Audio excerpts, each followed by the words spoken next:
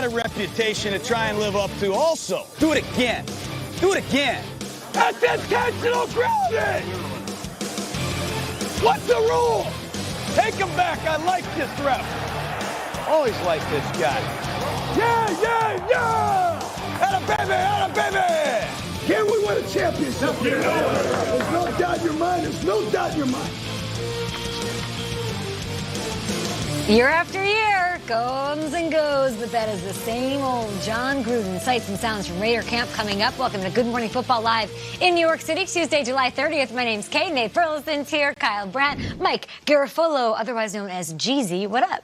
I love it. Yeah, that's my weekend nickname. Mike Robb gave me that. That's my. Can we use it on a Tuesday? Of course. Love it. Time for the Leave Live. Let's go. Inside Training Camp Live crew was in Napa just yesterday for Raiders training camp, and our very own Steve Mariucci, David Carr, caught up with David Carr's brother, Raiders quarterback Derek Carr, and they asked why head coach John Gruden was allowing Carr to call plays during practice. Because he trusts me. Yeah. You know, we get along. Wait a minute. Why do you laugh? You guys get along? I don't know why I laughed. That was funny, right? We got a good relationship to where he trusts me. He trusts the mental preparation. And all I'm doing is getting to exactly what he wants me to get to. You know, he's trained me. He knows versus this coverage, this, he wants this, that, whatever. Derek, your brother, not just saying this because you're here. The guy throws for 4,100 yards, 70% in some dire, difficult situations. And I'm really confident that we've improved the defense, which will improve the offense. And I think with AB and Tyrell Williams and Josh Jacobs, I think Derek's got a chance to do some really cool things. And it seems to always be the question, especially this year. What does this head coach QB relationship look like? We look at New England, and we see Brady and Belichick, and they have the epitome of what we're looking for. Nate, what are you looking for in a coach-quarterback relationship? It's similar to just everyday relationships with your spouses. So if you're at home and you want to jot down some notes, I'm going to help you out and be Dr. Nate right now. It's just like when you meet somebody and you're trying to figure out what makes them tick, what makes them angry, what makes them sad, what makes them mad, and what motivates them. So here's 5 things that I think of when quarterbacks are talking to coaches and vice versa. First thing, become each other's best friends. Of course, in the grand scheme of football, when you walk in that locker room, walk within that organization, the head coach and the quarterback should always be on the same page. Open and constant communication. That means you're constantly talking. You ever see couples at dinner and they're just not talking to each other, and you say, well, I wonder how they communicate. I mean, they've been sitting there for 2 hours. And they haven't said one word to each other. I don't think that is a healthy relationship. So if you see a quarterback and a coach and they're not talking on the sideline, they're not talking at practice, that relationship isn't healthy. Egoless interaction. Because, listen, this is an ego-driven world. Quarterbacks are getting paid $100 million. Some of these head coaches are already, superstars in their own right. But they can't sit there and look at each other and say, well, you know what? I'm the quarterback. I'm running this team. What we've been talking about all offseason with the Green Bay Packers. Is it going to be Aaron Rodgers? Is it going to be his head coach? Next thing, give ultimatums when necessary. I know that's not always healthy within a relationship, but because some of these quarterbacks are so privileged, sometimes you got to challenge them to say, you know what, if you're not playing well, we will sit you down. There's a number 2 quarterback behind you for a reason. I get it, you have money in the bank, but if you're not playing the way you need to play, then yes, we will replace you or we'll trade you. We'll get rid of you. Sometimes players need ultimatums. And then last thing, never go to bed angry. Okay. And it's hard to do, man. It's very hard to do. I know you gotta look at each other and say, all right, come on, let's talk about this. And when we're talking about football, if there's something that happened within a game, there's something that happened at practice, there's a little bit of a spat or a confrontation in the facility, don't walk away and drive home. I've been there. Drive home, and then you're sitting back and you're pouting about what coach said to you. Now that's going to breed resentment. You wake up in the morning, you're looking at your coach, you're like, you know what? I don't even think that you're capable. I don't even think you're good enough to be in this position. But if you talk about it before you walk out them doors, just like in a relationship, if you talk about it before you close your eyes, the likelihood is that you'll wake up in the morning ready to resolve any issues. So those right there, those are my, I guess, relationship correlations between head coach and quarterbacks in real-life spouses. Dr. Nate, huh? Yeah. Don't tell me you're looking for another job. No. Okay. The couple that's not talking at the booth, sometimes a little work can turn into the same siders, sitting on the same side of the booth, and that's the ultimate. And they're just roommates. Of course they are. We got new roommates in Green Bay. This is the most fascinating dynamic in the league right now, quarterback head coach, is Rodgers and LaFleur. Because how often do you have a future Hall of Fame, MVP, Super Bowl winning quarterback with a new head coach, let alone a green one. You know what it reminds me of? Rodgers and LaFleur reminds me of LeBron and Eric Spoelstra. Sports fans will remember this. You had the ultimate talent in the sport, and there was a lot of poses like that. Think about what Spoelstra, the head coach of the Heat, has in common with LaFleur. Neither one of them played for a second in the league. Matt LaFleur played for a team called the Omaha Beef. It's what's for dinner. That was his team.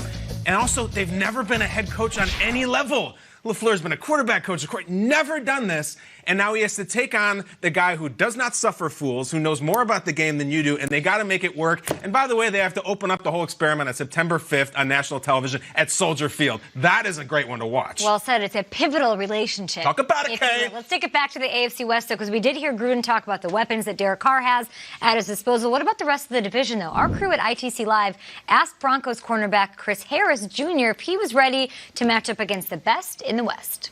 Oh yeah, I'm ready to follow any receiver that Coach Fangio wants me on. I'm willing to take on the best every week, and there's no fear for me to take pressure off of those other guys and not having to have them match up with a couple guys I've already faced tons of times. So I'm comfortable with doing that for sure. I like hearing that. And we talked about the quarterback head coach. Let's talk QB wide receiver relationship as well. That is a pivotal one out there on the field and in the locker room. Mike G, it's Sunday afternoon. You're curled up on your couch. Your popcorn's ready. I don't know the last time you were curled up on your couch on a Sunday watching football. It's Monday night. But let's just pretend that that's the case.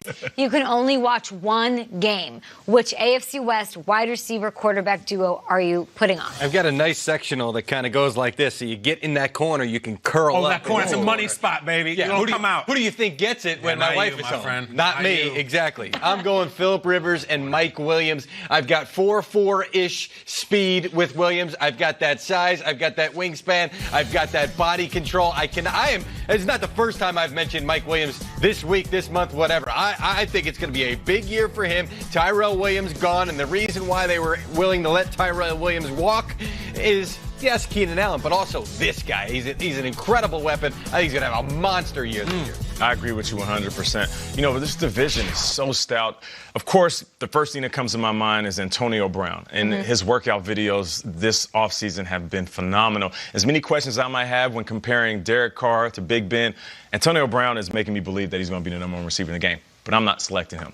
I'm going with Joe Flacco and Emmanuel Sanders. I heard him talking, and he was talking about how he's going to change certain ways within his game that is going to allow him to be a little bit more free at the line of scrimmage. He was pointing to what the Rams are doing, condensing the field, spreading out the field, switch releases. And then he pointed down to Atlanta and said, you see what Julio's been doing. Even though he's fast, he's explosive, you still can condense him and move him into the slot and use switch releases to get him open at the line of scrimmage. So for me, Emmanuel Sanders with that speed and this group being his group, I know he's bouncing back from that Achilles injury, but I feel like Joe Flacco has something to prove. You bounce back from Achilles, as Kyle, you know, you have something to prove. So for me, I'm going with Flacco and my guy Emmanuel Sanders. I love that. I hope so. I hope they take off. I really do. You know, one of my favorite things this time of year is training camp tweets from reporters on the scene, giving almost play-by-play. They'll tweet like, QB1 just completed a nice pass to wide receiver 1. The ones from Kansas City are like from the Old Testament. They're unbelievable. What do you mean? Mahomes just bounced one off his head for 300 yards to Tyreek Hill on a dead sprint. Like, the people are just freaking out tweeting them. So I'm looking at Kansas City. And I was watching Brian Baldinger yesterday, and he was talking to Sammy Watkins in a nice interview with him. And it occurred to me that we could be looking at history here. And I really mean we could be looking at the fastest wide receiver core in the history of the sport. Bring up the times. I have the empirical evidence. Tyreek Hill, 4.24, idiotic time.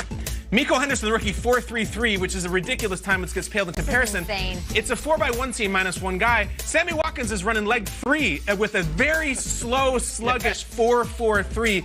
I honestly am not exaggerating. I don't think there's been a 1 through 3 wide receiver group ever in the sport that has a faster composite 40. 4.34 is their average time together. That's wild. And you combine them with someone who just won the MVP trophy in his first year as a starter and can throw it a country mile. That's the one to watch, guys. On Twitter, tell me if there's ever a receiving core that's faster than the 3 of those guys. I don't think there has been. Yep, go to @GMFB. We've got some polls going on. We're going to talk talk about this. I have a feeling Keenan Allen's tweeting the show saying, we're trash, that ain't it, because we did not mention him. But I love your pick of Mike Williams as the guy, and he had a great highlight from training camp that went viral. Just yesterday out in Costa Mesa. We're all over the map, visiting reporters. We are live with the Bears and the Cowboys, Carson Wentz, Zach Ertz, Khalil Mack, Eddie Jackson, David Montgomery, the rookie, all joining our show. And yes, we are live with the Cowboys because we are on Zeke Watch. And we heard from Kyle Brandt's favorite soundbite in the league, Jerry Jones. The best. Yes. He still got it, Kay. Well, what did he say? So they can what? Yeah, we can win a Super Bowl without him, and he had empirical evidence and history. He's done his research, Jerry. Do you think he really believes it? No. Okay. And how many receivers